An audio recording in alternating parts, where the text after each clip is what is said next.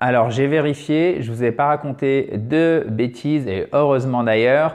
La dernière session de formation pour ce début 2019, c'est bien, donc c'est le 15 janvier à 20 h, donc c'est mardi, donc c'est aujourd'hui.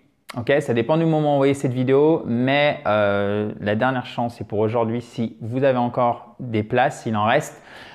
Pour vous inscrire, vous cliquez sur le i en haut à droite ou sur le lien qui est sous la vidéo. On va parler en direct, c'est gratuit, sur Internet, de 1. La prononciation de l'anglais. 2. Comment pratiquer l'anglais, d'accord?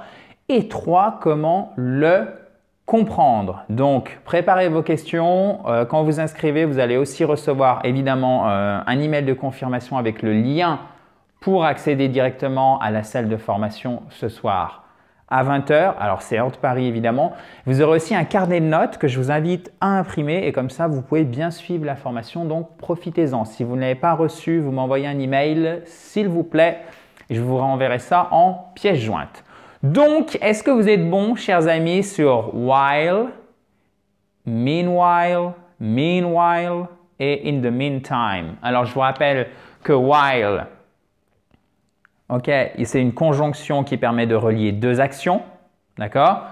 Et meanwhile, c'est presque pareil, sauf que ça fonctionne comme un adverbe. C'est souvent, même la plupart du temps, au début de la phrase et on met une belle virgule derrière. Et vous avez le frère jumeau de meanwhile qui est… Alors, je force un peu sur l'accent tonique pour vous retenir bien qu'il est sur la première syllabe ici et c'est un i long. Meanwhile, ok? Le H ici ne se prononce pas, j'ai envie de dire, évidemment.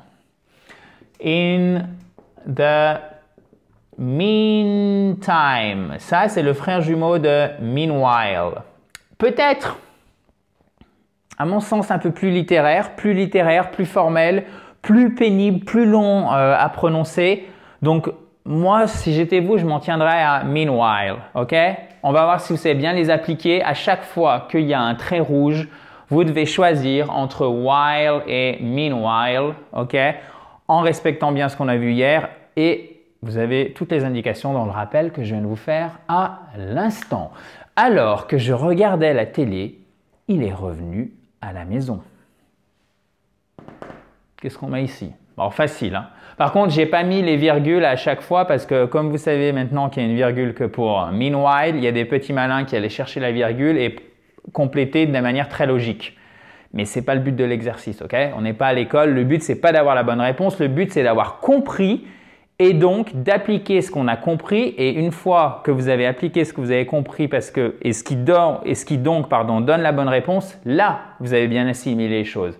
Alors que si vous avez simplement la bonne réponse et qu'on ne voit pas la logique derrière, ça ne sert pas à grand chose puisque le but c'est que vous puissiez progresser pour apprendre l'anglais. Qu'est-ce qu'on met ici, chers amis? Alors, vous pouvez mettre pause et faire les 5 phrases tranquillement, hein. Vous prenez votre cahier d'apprentissage ou une feuille de papier et vous notez. Allez, c'est parti. While. Et oui, bien sûr. Pourquoi? Parce que vous voyez qu'on relie deux actions et on peut le faire en mettant while au début. Ok?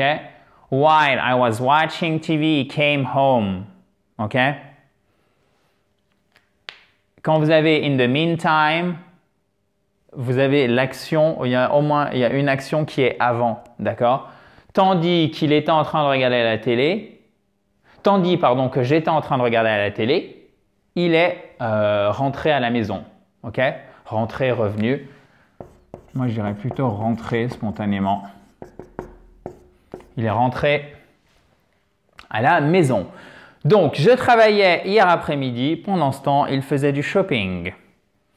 I worked yesterday afternoon. Vous voyez, c'est très intéressant. Là, vous avez un accent tonique sur la première syllabe. Ce sont des mots très courants, donc ne vous trompez pas. Et là, vous avez l'accent tonique sur la dernière syllabe. Eh oui, ça aurait été trop simple, très simple, si c'était toujours au même endroit. Pourquoi faire simple quand on peut faire compliqué? I worked yesterday afternoon. He was shopping. Ici, c'est une voyelle longue. C'est presque comme un A, ok? Mais ça tire un petit peu aussi vers le haut. Donc, c'est pas shopping, mais shopping, ok? I worked yesterday afternoon. Bon, franchement, c'est facile. Meanwhile, he was shopping. OK? Pendant ce temps, il faisait du shopping. OK. Ah, extrêmement intéressante cette phrase. D'ailleurs, je pense que c'est celle qui est la plus intéressante de tout l'exercice, à plusieurs titres. Donc, je vais me permettre de l'entourer. OK? Avec mon magnifique marqueur rouge. He was driving fast. OK? Qu'est-ce qu'on met? Pendant que. The police were chasing him. Alors, regardez. Déjà, c'est fast, pas fast. À court. Mais là où ça devient vraiment intéressant, c'est que déjà, on ne dit pas police, mais on dit police. Accent tonique sur la deuxième syllabe. Police. Et la police, en fait, c'est sous-entendu quand vous dites police. En anglais, c'est sous-entendu les membres des forces de la police. Donc, c'est toujours un pluriel. Donc, on ne dit pas la police l'a poursuivi, on dit la police l'avait poursuivi. OK? C'est pluriel en anglais. En anglais, évidemment, pas en français. Hein? Attention. Donc, c'est the police were et pas were. Ne vous trompez pas. Vous voyez, alors là, c'est tous les pièges concentrés pour nous francophones. The police were chasing him et pas chassing ou chasing. Non, non, chasing. Il faut vraiment faire, en plus, c'est une diphtongue. C'est même pas un S, c'est un A. OK? The police were chasing him. Le pourchassait. Mais ça ne nous donne toujours pas la bonne réponse. Bon, je pense que vous l'avez compris, c'est bien évidemment while. Exactly, guys. You've got it, I'm sure. OK. He was driving fast while the police were chasing him. OK? The police were chasing him. Méfiez-vous de la prononciation. Alors, pardon, pas forcément de la prononciation, mais surtout de l'accent tonique pour les mots qui ressemblent vraiment au français, puisque là, c'est vraiment un gros piège pour nous francophones. Et si vous ne faites pas l'accent tonique au bon endroit, souvent on vous fera répéter ou au pire, on ne vous comprendra même pas. Et le problème, c'est que si vous ne savez pas faire l'accent tonique, vous ne pouvez pas le deviner. Donc souvent, c'est un peu au petit bonheur la chance. C'est pour ça que ça vaut vraiment le coup de bien les travailler avant de vous retrouver face, si je puis dire, ou avec des anglophones, avec étant un peu plus sympa. He was driving fast while the police were chasing him. OK? Alors que je marchais, j'ai vu un policier. Je me disais que j'avais oublié quelque chose.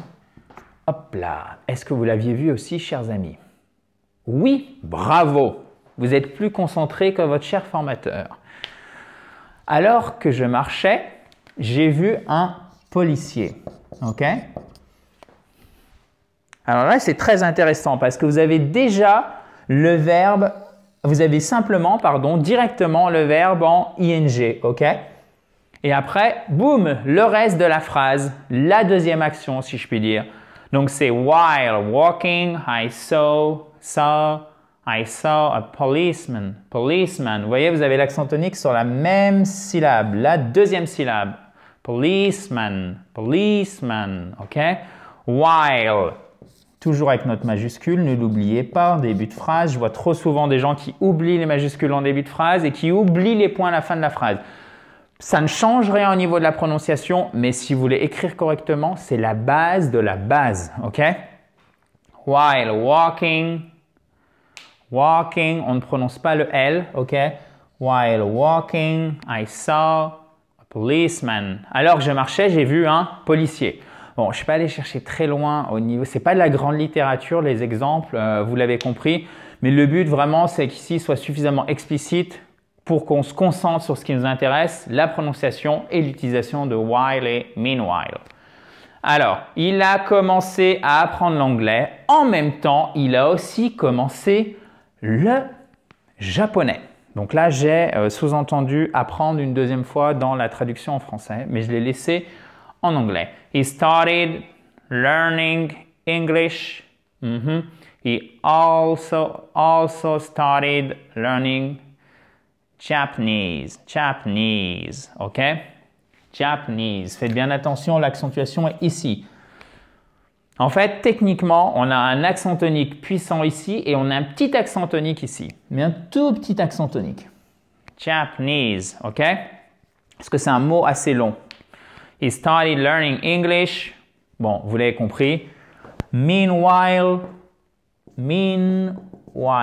ok? He started learning English. Meanwhile, ou in the meantime. He also started, sorry guys, il n'y a pas évidemment de H aspiré. He also started learning Japanese. Ok, il a commencé à apprendre l'anglais. En même temps, il a aussi commencé le japonais. Écoutez, pourquoi pas?